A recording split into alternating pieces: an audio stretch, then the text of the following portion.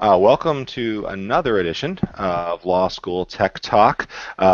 We don't have many folks out there, according to our uh, online checker who's watching her thing that Google Plus provides. Perhaps that's the first feature of Google Plus finally being shut down is that they're not telling us who watches our show. No, I know we do get a lot of people watching on YouTube, and maybe folks didn't know much about the after our little hiatus there over finals that we were still here, but we're still here. And speaking of who here, everybody's here today.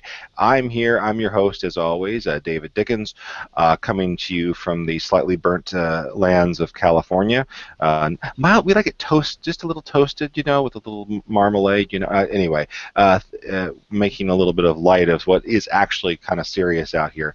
I think it was remarked this morning by someone, the price of living in paradise.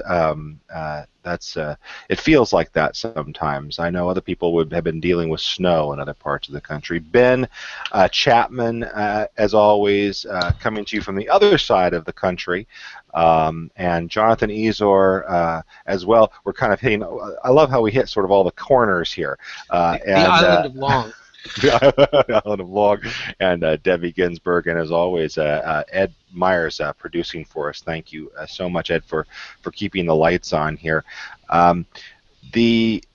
This is we took a little hiatus, kind of sort of unannounced for a couple of weeks because of finals. I hope you all had a great finals time. This is going to be yet another summer. Summer is a very weird time for people who work in higher education. It's been remarked to me before, without the students there, you guys have nothing to do. But in fact, actually, it's usually, in my experience, it's the busiest time. My own boss, Assistant Dean Bull, he was making the remark that summer's already over. In his mind, he's already on to October. It's like if you don't have something running right now, if we don't have the ball rolling on something, it's not going to happen this summer because it's just so packed. So maybe we'll get to some of people's summer projects as we go through the next few weeks here and talk about some fun stuff that people are up to. Hope you're able to join us. I know people's schedules are sort of all over the place. So this morning, Jonathan Ezor, you have for us a story very much related to some of our social media snafus. This is more of a generic technological snafu, but it smells the same. Would you tell us about who's been stinking up their digital world? Sure. It is sadly not a new type of story. This comes from the context of the shooting of Ibrahim Todashev, who was somehow connected potentially to the Boston Marathon bombing, and in the context of an investigation of some sort of discussion with FBI officials in May, Mr. Todashev was shot. There was a lot of controversy about that. So, but the specifics to this podcast is that there was a report that had been released from the Florida prosecutor which had, quote-unquote, redacted the names of the FBI agents involved in the shooting. But as has happened so many times over the years, the redaction, which was done electronically, was improperly done. And as a result, with a very minimal amount of technology involved, basically I think probably copy and pasting or editing, just getting rid of the pink box or whatever was covering the documents, the Boston Globe was able to very clearly determine the names of the FBI agents involved, to unredact. This goes back, there have been stories in the news at least 9 years, whether involving Adobe Acrobat or other tools. And a lot of times it's either a not current version of the tool or people just don't know what they're doing. It's relevant not only because of that story, but because so many law schools are expanding their teaching of electronic tools for practice, whether in their clinics or as general classes in law practice management or e-discovery. And redaction's a major part of a lot of what we do as lawyers to distinguish between public and private information.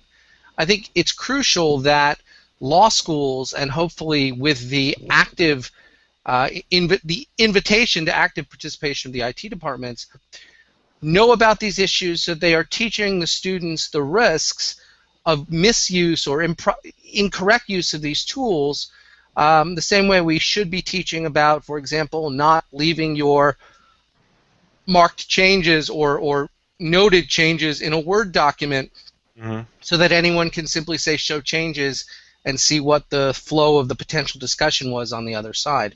I think it's relevant as schools create their curricula to think not only about how to use the tools, but how you shouldn't be using the tools. And I'd hoped that these redaction stories were resigned to the past as software got updated, but literally this week it came up again. I suspect it might actually get worse, Jonathan. And it occurs to me as you're talking about this that a common thing we do here, in a normal group development process for a project, we put up a Google Doc or a folder. We started putting in information in there, writing, rewriting. Changing critical pieces of information, rethinking things, rewording things, and by its nature, I think, in a positive way, these collaborative tools like Google Docs actually encourage you to sort of brain dump, and sometimes those brain dumps are less. They're supposed to be non-critical environment. So when you brainstorm, part of the point of brainstorming is everyone's supposed to turn off their let's not say bad ideas filters. You're supposed to get it all out there and then work through the bad ideas. Well, you have a record of all your bad ideas. When you go to share this with somebody to include them in the project, or you feel like now we're at a final form, and even if you just give them a read-only. Even if you just give them a read-only copy of it, they may still have all the access to all the revisions and things like that. So it really does open up yourself for some embarrassment. You don't think the whole point is you're trying to think that I'm not on stage right now. I'm collaborating with my group, but in fact, you may end up being on stage, and someone may just go back and take a look at that. We lawyers tend to rely on the protections that the attorney-client privilege give us. We don't always necessarily focus on the level of privacy, security, protection that non-lawyer business people do when they're dealing with sensitive information. And whether it's in the context of poor redactions or e-filing documents, including lots of stuff that can be used for identity theft, there are simple ways that lawyers can avoid these problems, but they're not even taught that they exist. And so I hope that these curricula include these risk issues. These are great horror stories. I love stories. But also that the schools and the students are given the latest version of the tools, because I know that, for example, Adobe Acrobat has fixed or at least improved its redaction technology.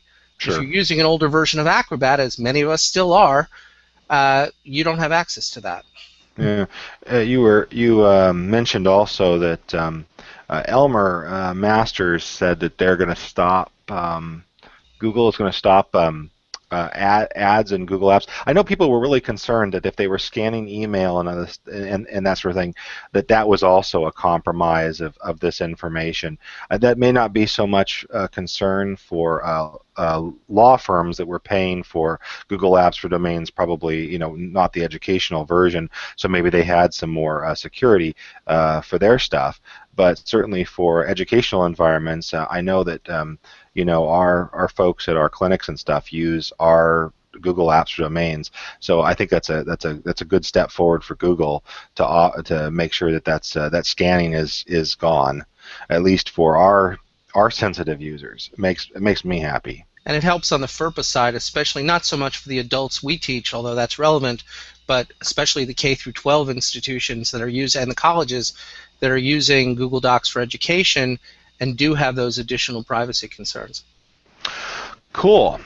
Well, I don't have a good transition. I was trying to think of a good transition from privacy concerns and redacted information. No, I don't have one. So Ben, So, I know I'm failing in my critical role here as a you're host. not, the role is critical, and you're not failing. Tell us about Zotero. No, there is no transition. You're correct.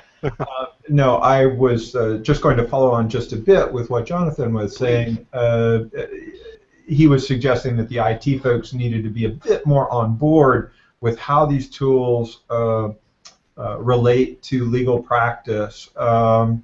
We're starting to explore, this is maybe even a little more meta than that, we're starting to explore how better to teach online. And so one of my tasks for the summer is to begin the process of getting a Sloan C, which is the Sloan Consortium, a Sloan C online teaching certificate. And so I've just begun a class called New to Online, The Essentials. It's a week-long workshop. And I wanted to encourage any IT folks who have to support faculty members who are teaching online to take a look at this course. It's sloanconsortium.org, and it's easy to find using Google. The reason for that, in just, I don't know, 2 days of looking at this stuff, I've learned more about some of the challenges of teaching online than in many years of kind of looking over the shoulder of faculty members who do this day in and day out. They have good literature, good sort of more of a framework, which is very helpful for me. And then we are also having to use the gross phrase, we're having to eat our own dog food. We're actually using Moodle and having to communicate online in these discussion boards and that sort of thing. And I find it, honestly, frustrating. And I find Moodle a little frustrating.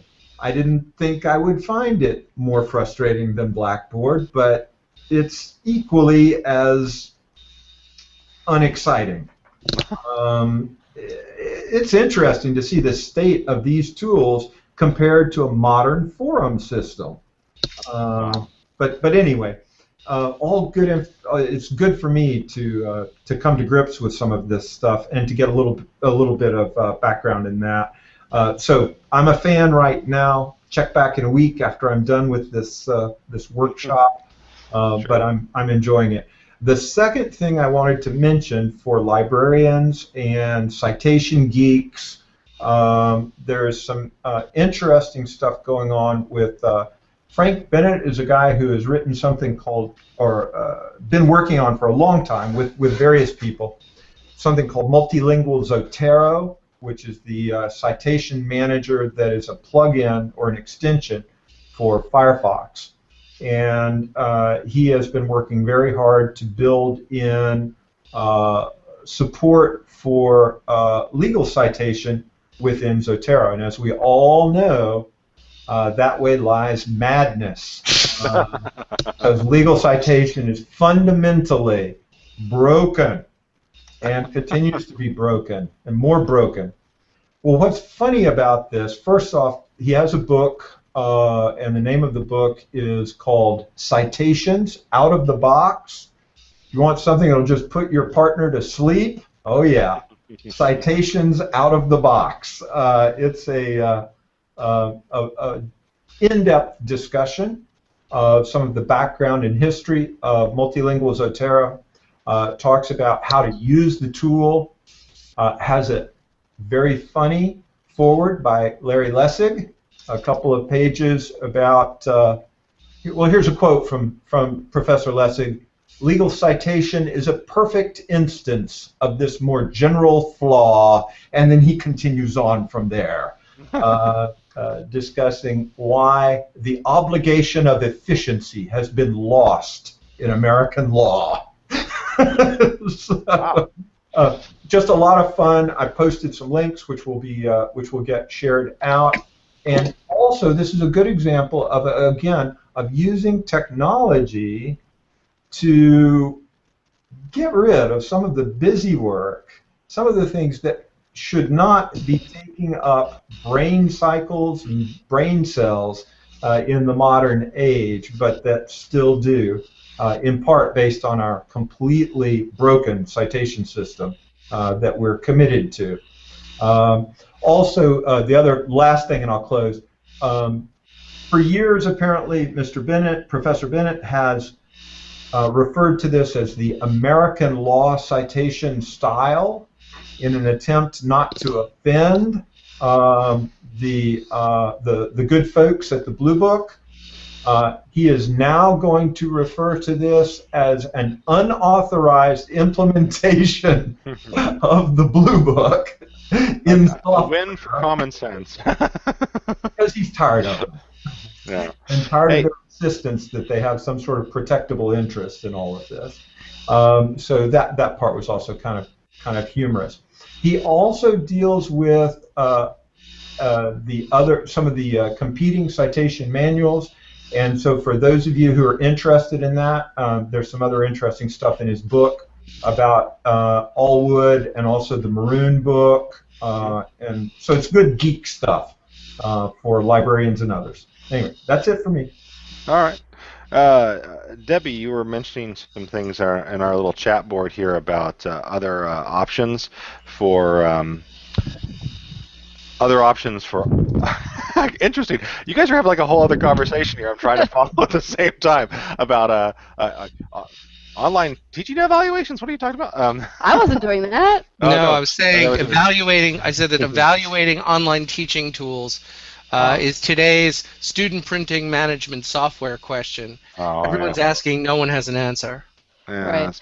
I was mentioning the competing legal citation system Allwood, which is, my understanding is very much like Blue Book, but arranged apparently in a better way, but no one is using it. So if you try to introduce,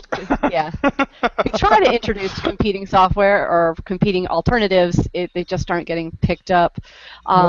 I'm always surprised that no one's abandoned it for one of the standard styles, but the standard styles can't handle some of the minutia of the very specific legal documents that need to be cited. Well, and that is, of course, one of the challenges, is that it is a complicated area, and I know that there are probably people listening in, saying, well, but legal citations are complex because the law is complex, and especially when you're multi-jurisdictional or multilingual, properly citing the law becomes a very complex enterprise. And this fellow, Professor Bennett, does not downplay any of that. It's hard. It's hard work. Yeah. And I think that it's one of those areas where you just have to make the compromises that you have to make. I mean, and you're going to, to handle the level of complexity, there's going to be some complexity of design. And I just wanted to say it's terribly exciting. Ed is watching our numbers go up as people are tuning in to Law School Tech Talk a little late here. At this rate, I feel like we should stay on all day. We'll eventually have thousands of people watching this morning. Or maybe it's just everyone knows that for the first couple minutes I say nothing, so they don't. I just sit here and welcome everybody, so they're coming in late. That's okay too. Anyway, so I appreciate everyone tuning in. I'm up against a little bit of a time wall. I got to go take care of some other things myself, and I know other people are too, which is why we've been trying to keep these shorter.